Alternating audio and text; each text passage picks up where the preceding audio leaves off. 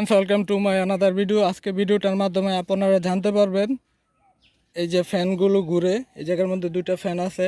ইঞ্জিনের cooling water কোন জায়গার মধ্যে ভরতে হয়, ঠিক আছে? আর কুলিং ওয়াটার শেষ হলে আপনারা কিভাবে বুঝবেন, ঠিক আছে? তো প্রতিটা ইঞ্জিনের মধ্যে দেখবেন এরকম একটা জিনিস দেওয়া থাকে, এটা থেকে কুলিং ওয়াটার এটার মধ্যে ভরা হয়। তো মানুষ সবুজ কালারের কুলিং ওয়াটার ভরে, আবার মাঝে মাঝে মানুষ পানিও ইউজ করে। তো গাড়ির ইঞ্জিন ঠান্ডা রাখার জন্য তো কুলিং ওয়াটারটাই বেস্ট। দেখেন এই জায়গার মধ্যে দেওয়া থাকবে, এদিক থেকে একটা তার আসবে, এটা হচ্ছে কুলিং ওয়াটারের বক্স। এটার মধ্যে এটা ভরাট করে তো এটার মধ্যে রাইখে দিবেন। আমি দেখাচ্ছি, এই দেখেন, ঠিক আছে? এটা মোটামুটি শেষ হচ্ছে।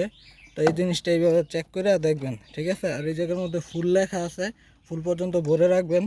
তো এটা হচ্ছে যখন ইঞ্জিনের ওয়াটার প্রয়োজন পড়ে তখন এই জায়গা থেকে সাপ্লাই হয়, ঠিক আছে?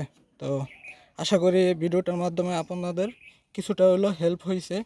তো এই বিষয়টা সর্বদাই চেক করবেন, ঠিক আছে? তো সকলকে অনেক ধন্যবাদ। আসসালামু আলাইকুম।